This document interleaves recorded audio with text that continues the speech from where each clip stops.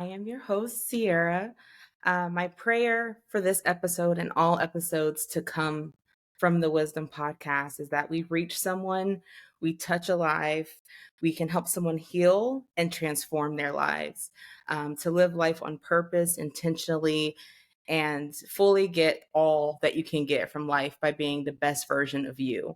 And today we have the lovely Mrs. Melissa. Go ahead and introduce yourself. Let the world know who you are. Awesome. All right. Yeah. So I am Melissa Matson. I am a coach for recovering people pleasers. So I work with people pleasing, boundary setting, how it affects your nervous system, and how you can use all of that to get past those patterns and move forward and live a life that actually feels like it's filling your cup, that feels nourishing and good instead of a lot of self-sacrifice, a lot of overgiving and being stuck in patterns that maybe we don't even know that we're stuck in. When I was deep in my people pleasing for a long time, I didn't know that's what it was.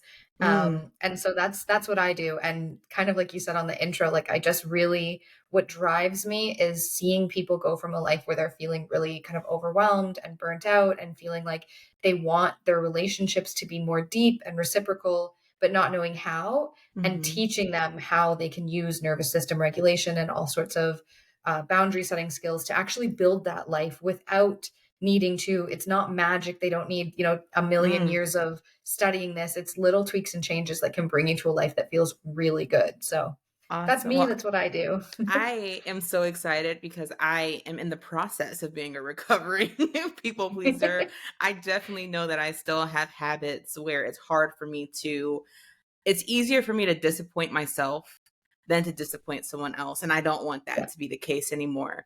I'm getting to the point in my life where I'm like, if I have to disappoint someone else in order for me to feel fulfilled and happy, that may just have to be what's going to be done. So Yeah. let's just dive into your world. What's your story? Let's start here. How did you get into this, becoming a coach for people pleasers? So it came from, I used to be a registered massage therapist. I mean, it came from a whole wealth of my own life experiences for sure. Absolutely. But I think that the switch that flipped for me was when I was a massage therapist, and we learn a lot about the nervous system, how it functions in the body, like how your sympathetic, your fight or flight system works and overrules, your body and how you feel. And so I was getting a lot of patients in with these symptoms that were presenting as body symptoms. I learned that these symptoms that I was seeing people have, these physical symptoms, were actually symptoms of the nervous system dysregulation that was coming from people pleasing. It was coming from being in lives where they were overgiving, where they weren't taking Mm, time for themselves, they weren't taking care of themselves. Often they were people who were in higher level careers, so their time and their effort was going to their career. mhm. And so I realized, like, that's what kind of made me realize I wanted to do something more, because with massage, my scope was just the body and I Right. wanted to get to the root. And you can't Absolutely. address the root by just putting band-aids on the body. And so that's what made Mm, me realize I wanted to do something more. And that's when I learned about coaching, and I was like, that's it. That's what I want to do, mhm. because I can address everything instead of just massage makes people feel better and it does help. But if you don't clear out the Temporary. root, it's It's going to keep coming temporary. back. Absolutely. So you said something pretty interesting about you becoming a people pleaser because you saw that from your mother. And I think that's a case for a lot of people.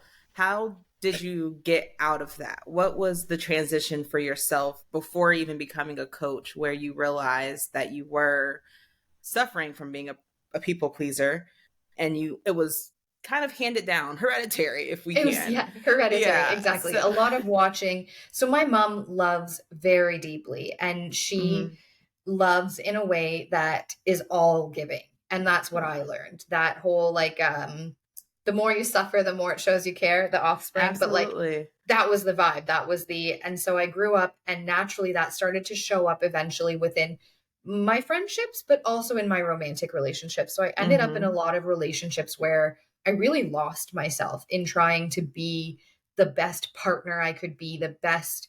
And not that there's anything wrong with being a good partner, but it can't be all you are. Right. And so I Right. went through a series of relationships where that was all I was. And then when I was out of those relationships, I was very lost. And same with friendships. I had friendships where I was at the drop of a hat, I would show up, I would be there no matter what, no matter the detriment to me. And it just became more and more exhausting. But it wasn't until I had some experience with loving an addict, and Wow. the overgiving and the people pleasing became enabling. And I Mm, had to start doing some work around my how I gave and how I showed my love, because otherwise I was going to keep enabling this person that I loved to essentially destroy themselves. absolutely. And that was the real beginning of my journey, I would say, because that's where I started to learn the boundaries that I had to set in that relationship, not because the other person was harmful to me, but because I loved them enough to know that those Wow. boundaries needed to be in place for both of us. And the more I learned about the boundaries rather from that relationship, the more I realized what I had been doing in all of my relationships, Hmm. even including work, friends, all of that. So when I Yeah. started to apply those boundaries outward, that was, I would say, the catalyst for me. That was the ripple effect that Yeah. really changed my life, and made me realize that this type of boundary wasn't just for extreme situations. If I set these boundaries everywhere in my life, it felt better, and the Hmm. relationships became better. I agree. I definitely have learned the value of boundaries because for so long, boundaries sounded like a bad word, Yeah. if we're being honest. And I learned that it's a healthy word, it's a necessary word to have implemented into our lives. Like, Hmm. I literally have to, in my marriage, with my children, with myself, with my, like, everything needs a boundary because if you don't, you either burn out very quickly or you become a shell of the person. So you learned now that I have to set a boundary because I love someone so much that I do want to make sure I'm doing the best, you know? Hmm. What was the first step for you to set that boundary? How do we set boundaries? The first step for me was realizing what I needed to keep the relationship feeling good. Mm, And I think that's where a lot of people struggle, because especially if you've spent so long sacrificing and overgiving as a way to show love, you don't really know anymore what you need to feel what you good. need. Yep. And so that in and of itself, when I had to take that step back and be like, what do I need from this relationship? That in and of itself was a big job to Hmm. reconnect with what made me feel safe and what made With me feel you. good. Yep. Yeah, and made me feel me outside of giving, because that was my go-to. It's like I can feel good by supporting this person or giving or showing up. And Mm, so that was the first thing, was finding out what it was or remembering what it was that made me feel good, and then making every choice from that lens. okay. So, if I say yes to this, if I help here, is it going to make me, like, is it going to meet these needs, or is it going to move me farther away from the things that I need? So being intentional with your choices. It Exactly. right. Okay. Yeah. So not just saying yes, some no's are necessary. Some no's are definitely Some no's are necessary. definitely necessary. Yeah. All right. So take us now where you want to go with where you are in life. Oh my gosh. So where I am now is, I couldn't have even pictured it when I started this journey. Even when I started coaching, I don't think I could have pictured it. So Hmm. I'm lucky enough to have found and built a relationship that is really, really reciprocal. I get my needs Hmm. met. We talk. There's a lot of, I think this is something maybe doesn't get brought up enough. There is a lot of talking in healthy relationships. Absolutely. And again, all relationships, like I feel like when I say relationships, people It's hear romantic. romantic right Mm-mm. away. But this is all relationships. I'm at a point where my friendships, like, will call each other. My friend will call me and she's like, "Hey, do you have like space right now? I just need to vent about this." Like, and it's Wow. it's I love that question. Do you have it's space amazing. right now? Yeah. Because before I just, uh, You go. And can that's the you thing. receive it? Can Yeah. you receive it? Can you hold this right I now? love that. And that's the thing. When you start putting those questions out, the people in your life start picking them up too. So when I started setting these boundaries about whether or not I had space and started asking others, it became reciprocal. So I'm I at love this space now it. where I've built this circle of friends, this close circle, and we all have this intentionality about how we communicate with each other. And if Hmm. we're like, if my partner and I, like, we still argue, we still fight, everybody does, but Absolutely. it's more of like, Yeah. okay, this happened. Like, what do we both need to feel good about the situation and move forward? And it's Mhm. completely changed the way I argue. It's changed the way I show up for my friends. And it's in changing the way that I show up, it's changed the way they show up for me. And Mm. it's created this really beautiful balance in my life. I'm at a place where when I do give, because of course there are going to be times where sometimes you do things that you're going to be tired the next day. Sometimes you got to pick someone Right. up from the airport, you work at 6 a.m. the next day. Like, there's Right. sacrifices to be made, Yeah, but now absolutely. they come from a place of overflow. They come from a place of like, I'm already taking Wow. care of myself well enough that when I do something that's detrimental, I have all of this space to take care of myself when I come Yeah. back from that. I'm not in a negative now. Yeah, exactly. I'm not I pouring from don't. that empty cup. And that's a phrase people use all the time, but it's so true. Yeah. Like, now when I, really do empty my cup, I have all these ways to refill it instead of then being stuck. And it's Mm. just, that's the shift that I don't think even 5 years ago I could have imagined, because I was still kind of fighting through. Right. So can you explain to us how people pleasing, why are we people pleasers? What do you think the root of that is? Yeah, for sure. There's a lot of roots. And it comes down to, I'm going to say the word limiting beliefs, and I mean that comes up a lot in the coaching community, but basically what happens is at some point in your life you learn, or you form this a belief to keep you safe. And that belief can be something like from when you're a child, maybe you, and not everybody has this, but maybe you're in a situation where your parents weren't as maybe emotionally available or supportive. So you Hmm. learn that it's unsafe to express your needs. Maybe you come from a Wow. space like me where your parents themselves were people pleasers. So you're shown that love is sacrifice. And these Wow. are Oh beliefs that my you form gosh. generally early on. Hmm. And your nervous system, to keep you alive and keep you safe, generally repeats the things that have already worked. So those beliefs kept you safe as a kid, and you've carried them through and carried them through. So now you're in positions in your life where they're not necessarily helpful. Keeping your needs quiet might have made you feel safer when you were young because you had people around you who might not have been supporting you. But now that Hmm. you're older and you get to build new relationships, keeping those needs quiet isn't serving you. But it's what we know. It's Hmm. what our nervous systems and our minds have learned was safe. And that Mm. can lead to people pleasing. So again, whether it's from watching it somewhere, whether it's from having some instability as a kid, a lot of people who are empaths pick up that trait, that hypervigilance, Hmm. because they were in situations where the people around them were unpredictable. And so they had to learn to read body language on a micro scale Right. to keep themselves safe. And that fed into, as then they grew, they were picking up these bits of body language on micro scales and being like, I can take on other people's emotions. I know what they're feeling. And they were taking Wow. responsibility for that. It used to keep them safe. Now it's exhausting. Now it's exhausting. So it's usually, and again, every person of course It's is different. different, but Hmm. it's generally a belief, something that has been proven to you to be true early on in life that you've carried on long past when it's serving you. That's good. Well, that's a great answer. Like they Thank do you. in Family Feud. Like good answer, good answer. I'm already jumping. Absolutely. Okay, so that's the many roots of it because everyone has different reasons Hmm. why, from upbringings or trauma, anything like that, right? Yeah. So can I ask, do you and your mom still have like a good relationship Oh yeah, now? my mom's my best friend. Yeah. Have you helped her with the people pleasing? A little bit. She's gotten a Okay. little better. Again, just watching me. I actually had to take another step back. That was a whole nother layer in my boundaries journey, was Boundaries. learning that I was so excited about the boundaries I was learning because I was so excited about how good I was feeling that I started to try and teach it to my mom.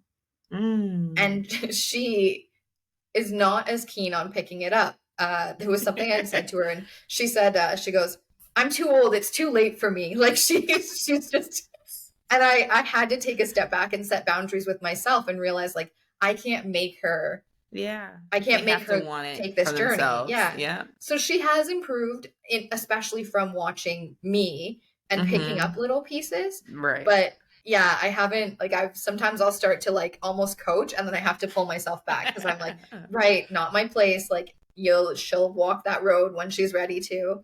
But our Absolutely. relationship is good. It's always been good. We've always been really close, but we Mm-hmm. actually just recently went on vacation, and we used to really feed into each other. Like I said, I learned a lot of my people pleasing from her. So when we were Mm-hmm. together before, it used to become this snowball of like two highly sensitive people like trying to like people please each other to death. Overcompensate. Yeah. Yeah. And I found on this last vacation we just went on, it was very different. I was able to regulate myself back from those moments where we were both escalating. I was able to communicate a little bit better. I was able to say things like, I would get upset about something and she would start trying to fix it or people please it. And I was able to say, like, hey, look, I'm upset about this thing and I'm allowed to have these feelings and I'm not upset Yeah. at you. And it's okay. Like, I'm Yep. okay with these feelings here, and like just communicate in that way. So it was pretty cool to see the difference in our relationship Yeah. now. Like, we've always been close, but I found that it felt a lot more stable Mm-hmm. now. Yeah, and I can relate to that because now that I'm at the age where I have to do my inner work and take the steps to truly be who I am, I've realized things with my parents, I've realized friendships, and I am a person of intention. Mhm. And so there's moments where I could be around one of my parents and I feel like there's more than I want from this relationship. So I've gotten to the point now where instead of constantly feeling disappointed in myself, I know that I don't need you to validate my feelings, but I do have to speak my feelings Yeah. because I owe that to myself. And Yeah. now that I do that, our relationships when I'm around my parents or friends or my husband, anyone that I'm able to now communicate with, I, like you said, I don't feel the tension all the time. And Yeah. it's crazy. Like me and my father, that's probably one of the most important relationships because I've always looked up to him. However, with certain things that were in place, it felt like our relationship was just like the tip of an iceberg rather than what it could fully be. And I always wanted what it could fully be. Yeah. And so we sat down and we had a very purposeful conversation. And it's not like it's perfect, but when I'm around him, I can feel the love rather than everything that I want from him. Yeah. It's so crazy how when you speak up and you kind of advocate for yourself, that's all you need. Like, of Yeah. course, it still has playing pieces involved, but to speak up for yourself and starting to be intentional for the life that you want and creating that life rather than Yeah. just living in a life that's floating and you're just a part of it, it's so much more beautiful. A And so hundred percent. I'm so in love with this conversation right now because it's just like feeding my little inner Sierra. And I'm sure you're helping so many people. So now I that hope you're a so. coach, take us through the coaching process. How you've become a coach. What are like not saying what are your client details? I don't want that. But like how do you coach? And maybe give us a little free coaching. Okay. Yeah, for sure. No, for sure. It's funny. Actually, you kind of touched on one of the really important things when you were just talking there. So first of all, I love even just hearing those little changes that you've been able to make, like with your relationship with your dad. Like you said, like having that little switch in family dynamics creates so much more ease and then allows you to be so much more connected. Yeah. But one of the things, oh gosh, how did you say it? Was reconnecting, like not searching for the validation from Mm-hmm. like externally when you voice your things. And so that's in the beginning, I kind of mentioned that a lot of this is shadow work, for lack of a better Yeah. word. So learning to build a foundation where you are self-sourcing your confidence, your ability to validate yourself, your Wow. emotions and your needs is Mm-hmm. actually the base. And it's funny because I talk about boundaries a lot. And when I start to talk about people pleasing, boundaries are what everyone's interested in because we all think if we can just set these boundaries, it will change everything. But you can't really set the proper boundaries if you don't have the foundation underneath them, like, and we kind of touched on it earlier, but like knowing what it is that you need to feel safe, being Mm. able to validate those things yourself instead of needing that validation from other people or that approval from other people, because Absolutely. as you start to bring it forward, all that matters is that you feel secure in talking about what you need, because sometimes, not all the time, but sometimes you're going to get people who can't or won't meet those needs. Mm. And if that external, like when you're met with that, when somebody's not willing to validate or meet you where you need to be met, you're going to feel like it's wrong for needing or wanting those things if you don't have that inner confidence built up. So Wow. a lot of the work that I do in the early stages of the work in like the program that I run is all things about like figuring out what you value, figuring out what you need to feel safe, figuring out, sorry, there's a little fly here, figuring out what you need to feel safe, figuring out how to fill your own cup without involving other people, like without Woo! involving That's helping, the or one. that's a That's big the one. one right there. And that work is the basis then that you build the boundaries upon. I all the time I use this metaphor. So if anybody looks at my social media or comes from my social media, they'll see it. But like I talk about building a house. And boundaries are like the fence around the house. They're what Okay. help you allow what you want in and out. But if you haven't built up that really sturdy foundation and those good solid walls and framing of who you are, the boundaries aren't necessarily, they're just a fence. They're They're not. just a fence. Yeah. So that like for the coaching or how it works, Wow. that's the big thing. And you know, like you said, for some tips or some like hot seat coaching Yeah. kind of thing, that would be my first advice, is just like start figuring out who you are and what you like. And if you're not sure, because I've been there, I've left Yeah. relationships and been like, oh my god, I don't even know what I like anymore because I spent so long with their friends and their hobbies and their things. Hmm. Start with what you liked as a kid. Like, if you like, were you a reader? Did you like to swim? Did you play sports? Like, try them. You might not like them anymore, but chances are they're going to open the door to other things that you're like, oh my gosh, I totally Mm. forgot how much I loved painting or creative Wow. writing or hockey or swimming. Like, and then Hmm. from there, it'll open up more doors. You'll find yourself swimming and you'll be like, I forgot how much I loved walking along the beach and finding little Absolutely. critters or whatever. Like, you go from this list of like 3 to 5 things that you remember that you enjoyed to like 10 to This- 15, and as you start working yeah. those into your life, you feel like you again, and you Yeah. can grow from there. I love that. And I know for myself, one of the big things that have helped me is sitting alone, Yeah. taking time away from people. And it sounds crazy, but because I am probably similar to you and your mother, I am very empathic. I love people extremely hard. And when I was younger, when I was with someone, I would try to just merge everything. Yeah. And in that, I lost a lot of who I was. And it wasn't until very, very recently that I could tell you exactly now who Sierra is, because I was adding everyone else's definition of Sierra into who I was versus, no, Sierra, inside of you, outside of what everyone else knows of you, because that's what you display. Because I do think we display a certain amount of us, like, oh, you're Yeah. not truly knowing all my thoughts and and Yeah. stuff. So for me to sit with myself and to truly just be like, hey, Sierra, don't date right now. Hmm. Sometimes you may have to cut off a friend, a friend. You may have to cut off a few people who you can feel yourself draining. Like it's just a Yeah. constant drain versus filling up. And when I had time to myself to really sit with my thoughts and my feelings, and some of it was ugly. Some days I was crying, some days I was happy. It truly helped me.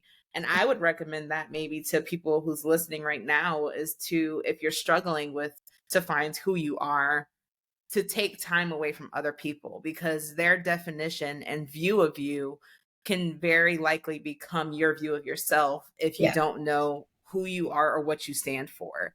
Yeah. Um, and you only really get that in isolation. Like, not saying stay alone forever, but to learn who you are by yourself without the, like you said, Yeah. without everyone else pouring into that cup. So Exactly. mhm, Intentional moments with self for sure.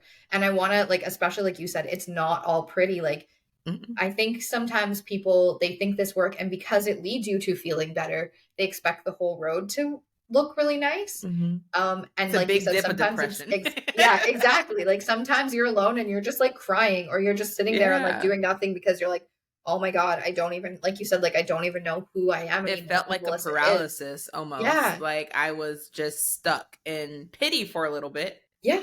And then you clean up. You go take a bath and then you get clean. That's exactly it. And that's the thing. So Hmm. letting those moments, like taking them and letting them be whatever they are. Like not Wow. pushing it away because it feels bad, or pushing it away like there's no wrong. So if you're feeling a bad emotion in that moment, and I don't believe in good and bad emotions, but if you're feeling an emotion that feels bad in your body, that's okay. You have to let it work its way through to go away. If you just try and keep pushing it down, it's never going to It's leave. gonna So keep, like, yeah, it'll keep yeah, coming back up.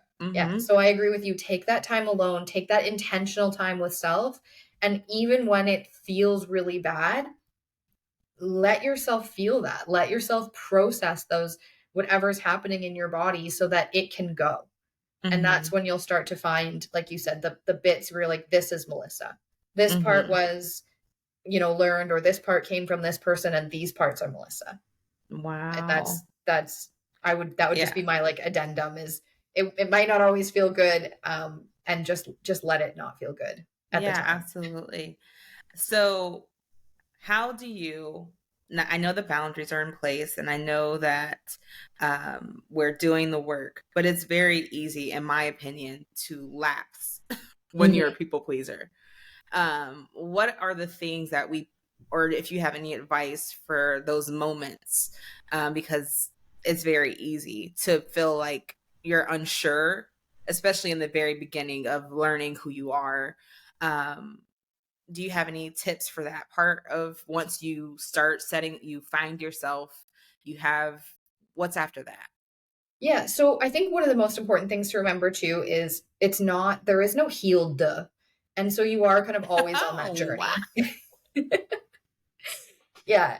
And I feel like we all think, right? Like, oh, I'll just Oh, do this and then I won't be a people pleaser. I won't be this. And like, you will always be growing. You will always be improving. And like you said, then having little relapses and then improving again. So first of all, like, don't beat yourself up over it. Like if you do something and then you're like, oh my God, that give was old yourself Melissa. Like what, grace.